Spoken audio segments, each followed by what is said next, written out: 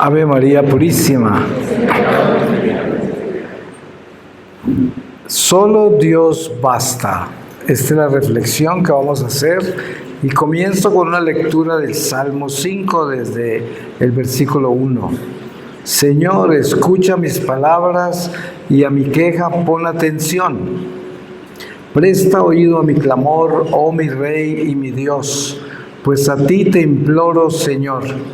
Desde la mañana oyes mi voz, desde la mañana te hago promesas y me quedo a la espera. Tú no eres un Dios al que le gusta la maldad, ni el malvado tiene en ti acogida. Los insensatos no aguantan tu mirada, detestas a los que obran la maldad. A los que hablan mentiras los destruyes, odia el Señor a violentos y embusteros.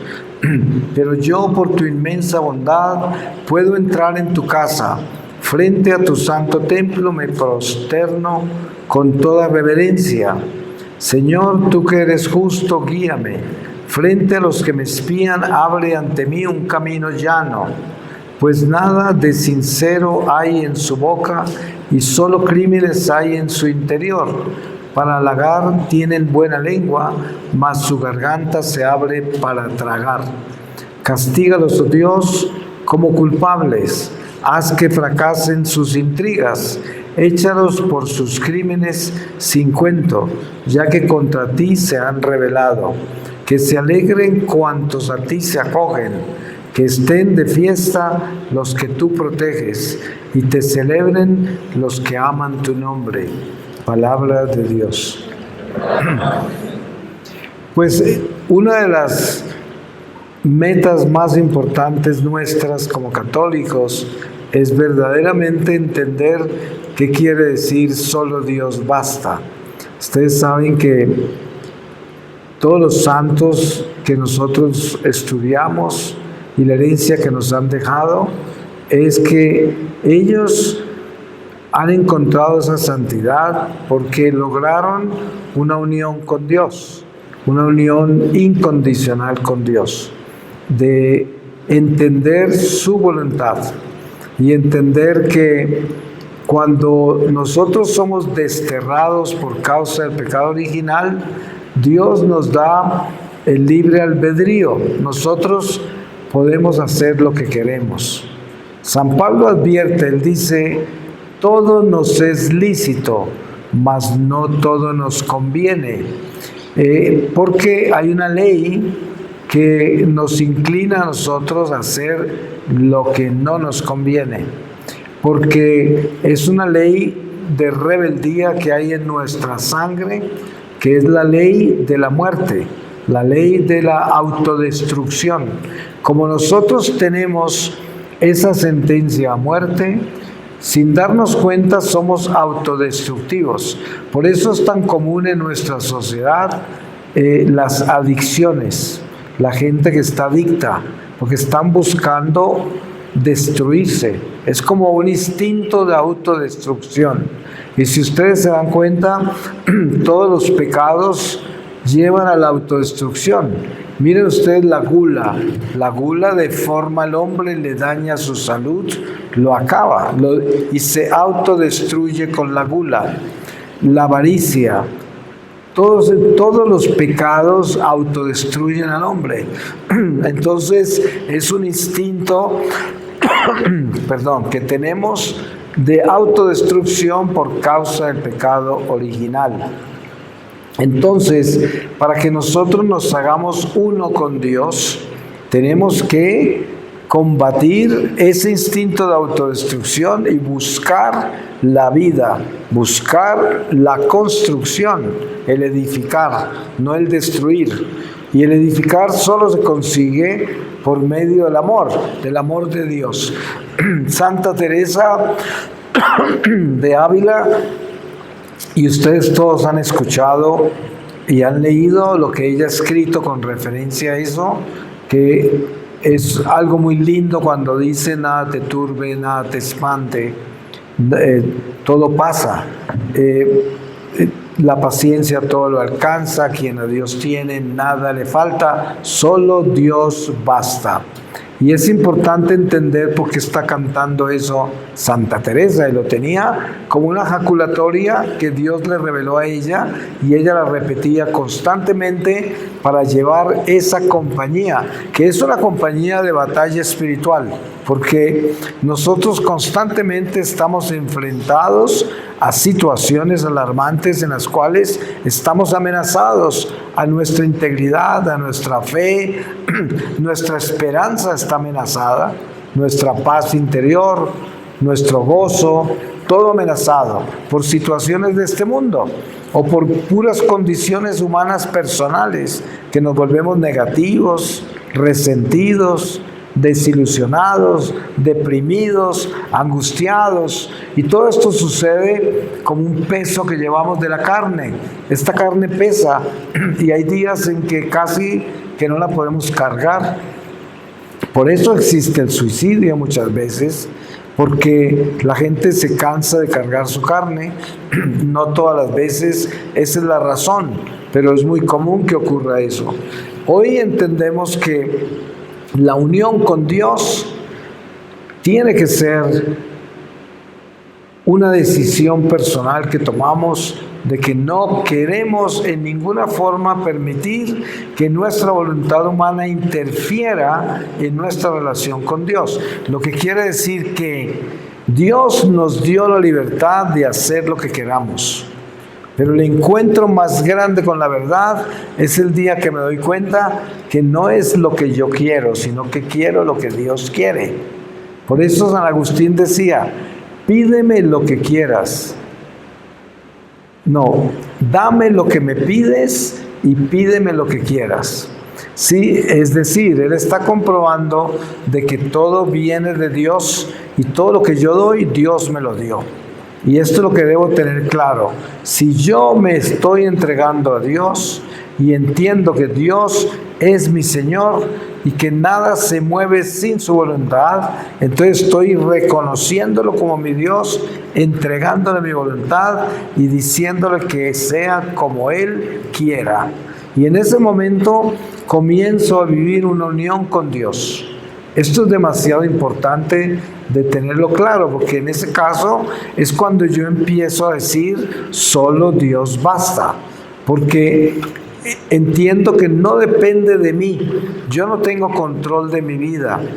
Dios me da la libertad para hacer lo que yo quiero, pero es que Él tiene la respuesta a todo, porque yo he nacido con un plan, Dios tiene un plan perfecto para mí. ¿Qué plan voy a tener yo para mí si el plan de Dios es perfecto?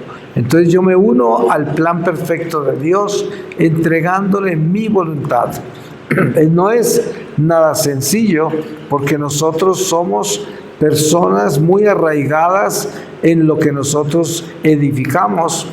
Yo me he gastado una vida entera edificándome.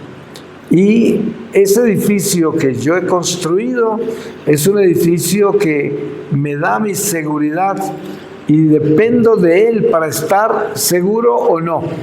Y si ese edificio que yo construí, lo construí sin Dios, pues es un edificio falso. Porque en cualquier momento, en una situación bien difícil de mi vida, se puede derrumbar todo. Y por eso hay fracasos tan grandes en la vida que las personas ni se recuperan ya, quedan destruidas, hechas pedazos. ¿Por qué? Porque se construyeron solos, no se construyeron con Dios. En cambio, cuando uno se atreve a entregarle la voluntad a Dios y permitir que se haga como Él quiera, entonces lo que uno vive es una edificación en la voluntad de Dios, que quiere decir que es una casa construida sobre la roca. Así es como se llama. Una casa que se construye sobre la roca, ni los vientos más salvajes la pueden tumbar, porque está construida sobre la roca, que quiere decir está construida en Dios. Pero para eso se necesita tener mucha claridad de quién es Dios, porque uno puede tener una idea de Dios, usted puede tener más o menos una interpretación de la palabra en la que se describe a Dios, y entonces Usted puede terminar pensando que usted sabe quién es Dios, pero si Dios no es la única fuerza que lo mueve a usted, si Dios no es la única razón de vivir, de ser en este mundo, entonces usted no conoce a Dios. Porque para conocer a Dios, Dios tiene que ser todo, absolutamente todo. Ese es el primer mandamiento. El primer mandamiento nos enseña que hay un solo Dios. Y Dios es todo, en todo momento. Y es la única razón de nuestra existencia. Yo existo en Dios. Y esto debe estar claro para tener una idea concreta de quién es Dios. Entonces, cuando yo tengo muy claro quién es Dios, lo primero que sé, lo primero que brota de mí es que Él basta. Solo Dios basta. Porque ¿qué más voy a querer yo que querer a Dios? Es como, ¿qué es lo único que Dios quiere de nosotros? ¿Qué es lo único? Lo único que Dios quiere de nosotros es nuestra santificación. Es la única voluntad de Dios. ¿Y por qué quiere Dios solo eso de nosotros? Porque solo los santos entran al cielo. ¿Qué más va a querer Él? Si Él quiere que nosotros lleguemos a casa. Por eso Jesús dice, me voy para prepararles un lugar. Allá donde yo estaré, estarán ustedes. En la casa de mi Padre hay muchas mansiones, dice Jesús. Entonces, claro, la única voluntad de Dios es que nos salvemos. Y la única forma de salvarnos es nuestra santificación. Entonces, ¿qué más quiere Él? Solo eso. Entonces, si pensamos qué es lo que debemos querer nosotros, debemos querer solo a Dios, nada más. Solo Dios basta, porque Él es la verdad, Él nos creó, Él tiene un plan en nuestra vida, Él conoce todo, Él puede todo, Él es el Todopoderoso. ¿Qué más voy a querer yo en mi vida? Eso es lo que quiero. ¿Se dan cuenta lo que sucede con Salomón?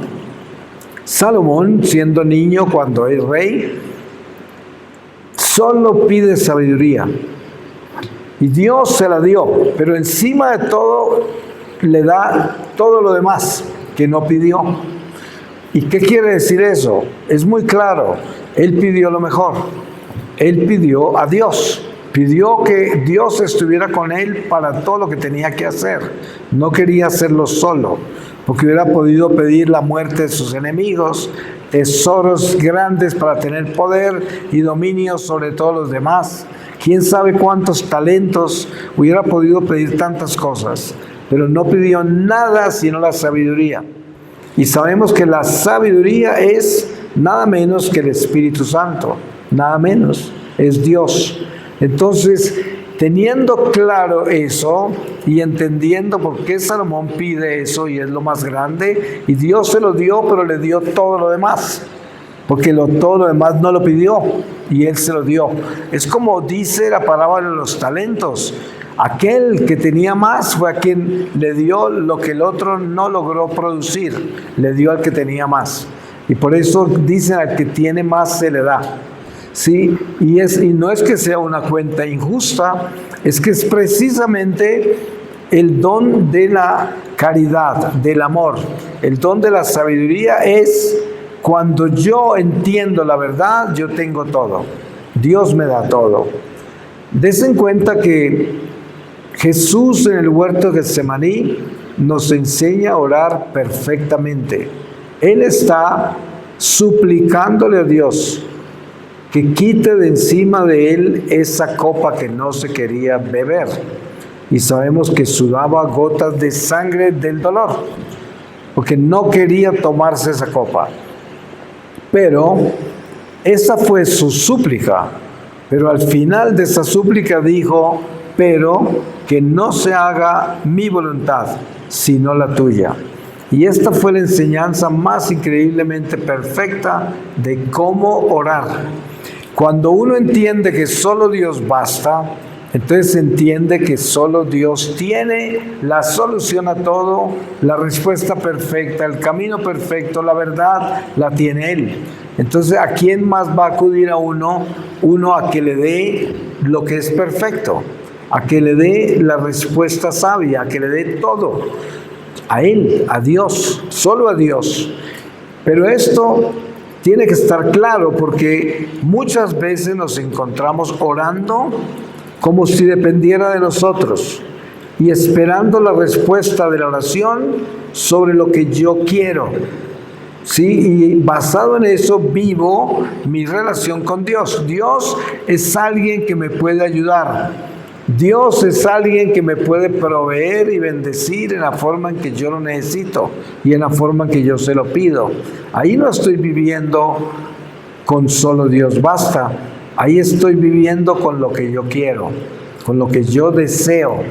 Y eso es condicional, no es un amor incondicional. Para que haya un amor de Dios, tiene que ser incondicional. ¿Qué quiere decir? Sí, yo tengo mis necesidades en este mundo y tengo mis proyectos, tengo mis deseos. Y eso no es malo, siempre y cuando no sean en algo que va a destruir nuestra alma, hacerle daño a los demás. Pero si es una intención noble, todo eso es bueno. Pero lo importante es que si yo presento eso a Dios como parte de mi vida temporal, tengo que estar seguro que al final de esa proposición, yo siempre diga, pero que se haga tu voluntad, porque tú sabes qué es lo mejor para mí, aunque lo que yo esté pidiendo lo tenga perfectamente justificado. Porque no necesariamente nosotros vamos a pedir cosas que no nos convienen, pero Dios sí sabe qué es lo que es perfecto para nosotros. Porque no todas las veces lo que conviene es lo perfecto, pero Dios sí sabe qué es lo perfecto. Y por eso tenemos que aprender a abandonarnos a esa voluntad de Dios y vivir en unidad con esa voluntad, aunque duele, porque sabemos que duele. Si usted tiene una necesidad muy grande y le está pidiendo a Dios ayuda, usted quiere que esa necesidad se supla, que Dios le ayude. Pero si usted, después de pedirle eso, todo angustiado dice, pero que se haga tu voluntad, y le tiembla todo, porque qué tal que no se la dé, que no le solucione, porque la voluntad de Él no es hacer eso.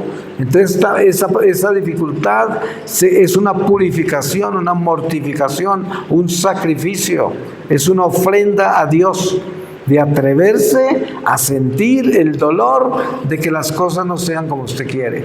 Pero usted le dijo a Dios, pero es que lo tuyo es lo perfecto, que se haga tu voluntad, aunque me tiemble todo, aunque me duela todo. Y esto es un lenguaje que llevamos con Dios, pero por medio de este lenguaje nos vamos volviendo uno con Él y termina nuestra vida con que Dios basta, con que realmente creemos, vivimos la realidad de que Dios es la verdad, el único camino. Dios tiene todo y sabe todo, y encima de todo tiene un plan perfecto para mi vida. Cuando entendemos eso, a pesar de que estemos pasando por las dificultades más grandes, sabemos que es perfecto. Miren ustedes la Virgen María en el Calvario. ¿Qué está pasando con la Virgen en el Calvario? No podría haber una prueba más espantosa que esa, de la Virgen viendo a su hijo en esa situación tan espantosa, y sobre todo su muerte en la cruz. Todo el Calvario, la muerte, todo. Sin embargo, sabemos por el conocimiento que tenemos de esa Madre Celestial, de que la Virgen sabía que así tenía que ser, que esa era la voluntad de Dios y que ese era el plan de Dios para nuestra salvación. Y miren lo absurdo que era eso, lo doloroso, lo inaceptable, lo imperdonable, humanamente hablando. Todo lo que vivía la Virgen, Sin embargo, ella sabía que así tenía que ser, pero le dolía, lo lloró, lo sufrió, lo padeció, fue un calvario para ella, pero sabía que así tenía que ser.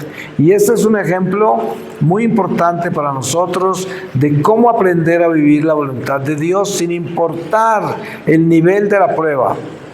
Hay pruebas muy difíciles y esas pruebas hay que vivirlas como la Virgen en el Calvario. Las sufrimos porque somos de sangre y carne y sufrimos, nos duelen, pero no nos movemos en un centímetro de la fe. Estamos en la fe y confiamos en Dios y le entregamos ese sufrimiento al Señor. Y decimos, si tú lo permitiste, debe ser perfecto. Si tú lo permitiste, así tiene que ser. Y aprender a hablar así, aprender a sentir así, es aprender a creer que solo Dios basta. Ese es un encuentro inmenso para nuestra vida cristiana. Si uno logra llegar ahí, está ya en un cambio trascendental, ya uno pasa a otra dimensión y empieza a dar frutos más grandes. ¿Cuánto necesita la iglesia hoy de personas que lleguen a ese nivel de fe, donde pueden decir solo Dios basta? ¿Se imaginan todo el servicio que una persona así presta? Solo desde lo místico, desde la oración se vuelve mucho más poderosa, más efectiva, más fuerte en todo sentido, porque tiene esa unción de la fe que es incondicional, que no tiene ningún otro interés que glorificar a Dios. Eso es muy poderoso, porque para el mundo eso no tiene sentido, la gente no lo puede ver, es invisible, o sea que no tiene significado para el mundo, pero en nuestra vida espiritual sabemos que es gigantesco, que es grande, que es poderoso y que es algo que debemos buscar alcanzar en esta vida. Que no sea ya cuando estemos agonizando y nos demos cuenta que Dios es lo único. No, sino que sea ya, que sea desde ahora y que podamos rendirle a Dios este servicio, porque ya nos convertimos en unos instrumentos de fe poderosos, donde sabemos que estamos viviendo en Dios para Él y que sabemos que Él tiene control de todo y que no se mueve nada sin su voluntad. Y yo estoy convencido de eso y vivo como eso, actúo como eso, respiro como eso. Eso transforma al individuo. Ya usted no será la misma persona, porque si tiene ese tipo de seguridad y si está entregado, unido al Espíritu de Dios en esa forma, usted es un instrumento poderoso para Dios. Dios lo va a utilizar inmensamente. Y cuando hablamos de eso, tenemos que tener claro que la forma en que Dios nos utiliza no necesariamente es extraordinaria, no necesariamente es algo como, ustedes saben que los fariseos se exhibían en sus cosas, les gustaba que todo mundo supiera lo que hacían. Era muy importante para ellos ser notados en todo, cuando ayunaban, cuando daban limosna, cuando rezaban, en la forma en que se vestían. Y eso ocurre mucho en nuestra iglesia, mucho fariseo, que es ese exhibicionismo, ese protagonismo, ese sensacionalismo. Pero precisamente el encuentro con ese Espíritu de Dios a quien nosotros le damos el señorío y lo reconocemos como el único Dios, Dios de nuestra vida, nos volvemos personas muy sencillas, muy pequeñas, insignificantes, panes ácimos, sin levadura.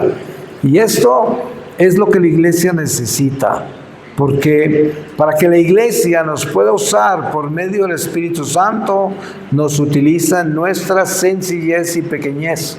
Así es como nos utiliza. Dense en cuenta que en el grupo de los apóstoles, las personas más cercanas al Señor, como era San Juan, era el más sencillo, el más pequeño, más inocente, y era el que más cerca estaba a él. Sí, donde estaba ese amor que fue tan puro que llegó hasta la cruz, que solo las mujeres llegaron porque tenían vientre de amor, eran madres y sentían el dolor de ese Jesús que estaba siendo lacerado y torturado, y ellas con ese amor caminaron con él. Pero San Juan no tenía vientre de mujer, pero tenía corazón de Dios, de amor.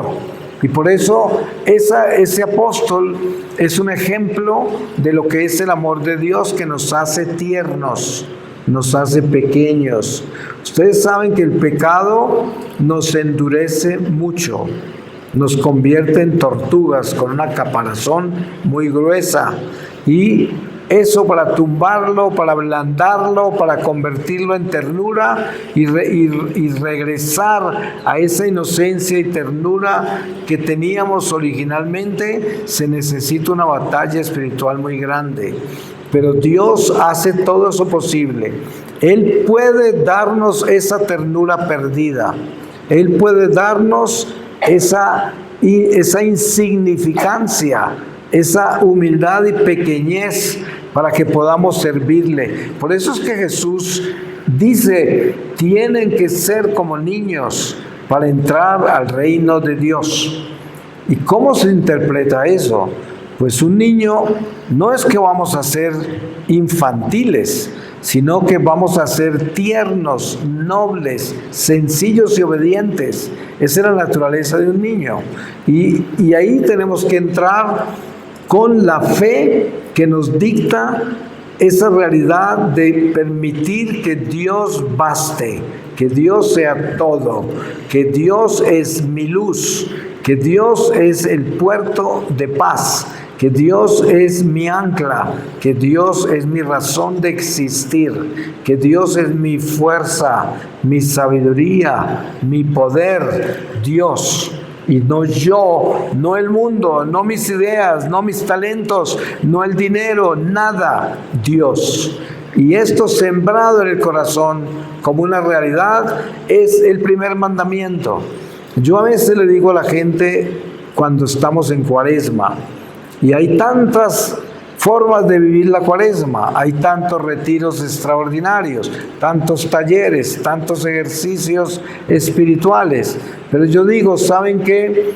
Uno se puede hacer un favor muy grande en la Cuaresma, y es tener el catecismo en la mesa de noche y leerse todas las noches del primer mandamiento durante los 40 días, leérselo. Ese catecismo que tenemos, que fue escrito por el Papa Juan Pablo II y el entonces Cardenal Ratzinger, luego Benedicto XVI, es un tesoro ese catecismo. Si uno se lee el primer mandamiento de ese catecismo todas las noches de la Cuaresma, yo les aseguro que ustedes tendrán el retiro espiritual de Cuaresma más perfecto, porque lo más importante de nuestra vida cristiana es conocer a Dios, permitir que Dios sea el único Señor en nuestra vida. Y ustedes saben que el mismo catecismo nos enseña la razón por la cual Dios nos creó. ¿Por qué nos creó Dios? Para que lo conozcamos, lo amamos, lo obedezcamos. Todo eso es lo que nos enseña el catecismo. Y entonces, en ese primer mandamiento está perfectamente presentado Dios, y por qué razón Él es el Señor, y por qué razón tengo que darle el señorío a Él, y qué sentido tiene eso. Es muy importante el primer mandamiento, porque sobre el primer mandamiento se edifica todo el edificio del decálogo de la ley, pero también la vida en Dios. Entonces, muy importante tener eso claro, que Dios basta. Cuando Dios basta en nuestra vida, se acaba la angustia, la soledad, la depresión, la desesperación, todo se acaba, porque Él llena todo. Voy a terminar con una lectura y voy a leer de el libro de los Proverbios, capítulo 2, desde el versículo 2. Que tu oído se abra a la sabiduría, que tu corazón se doblegue a la verdad. Apela a la inteligencia y déjate guiar por la razón. Busca la sabiduría como el dinero, como un tesoro escondido. Entonces penetrarás en el temor de Yahvé y hallarás el conocimiento de Dios. Porque Yahvé da la sabiduría, de su boca salen el saber y la verdad. Él viene en ayuda de los hombres rectos. Es un escudo para los que siguen siendo honrados. Está alerta a lo largo del buen camino para proteger el caminar de sus fieles. Entonces comprenderás lo que es justo y honrado, lo que es recto y conduce a la felicidad. Entonces entrará la sabiduría en tu corazón y el saber será tu alegría. La prudencia velará por ti, la reflexión será tu salvaguardia. Te mantendrán aparte de los caminos del mal y de los hombres de palabras engañosas, que abandonan los rectos senderos y se van por caminos oscuros, que ponen su alegría en hacer el mal y se complacen en sus abominaciones, que van por caminos chuecos, por senderos que se pierden. La sabiduría te protegerá de la mujer de otro, de la bella desconocida de palabras suaves, que abandona al compañero de su juventud y olvida las alianzas de su Dios. De su casa se salta la muerte, sus senderos llevan derecho a la tumba. Los que allá van no volverán, no reencontrarán el camino de la vida. Pero tú irás por el camino de la gente honrada, seguirás los senderos de los justos. Palabra de Dios. Pues le damos gracias a Dios por esta tarde de reflexiones, por la oportunidad que nos dio de compenetrarnos más y conocerlo más a Él y sobre todo aprender a tomar decisiones tan grandes, tan importantes como son la santidad, como son la de entender qué es lo que tenemos que hacer, lo único que tenemos que hacer, que sabemos que es ser buenos, creer en Dios, obedecerle a Dios y caminar con Él en todo momento. Qué importante. Y ojalá que Dios nos dé esta gracia para que lo que nos espera, no sabemos cuánto es, porque quién sabe si tendremos horas, días o años, pero lo que tenemos, que lo vivamos para Él. Y eso sería el regalo más grande de nuestra vida. Amén.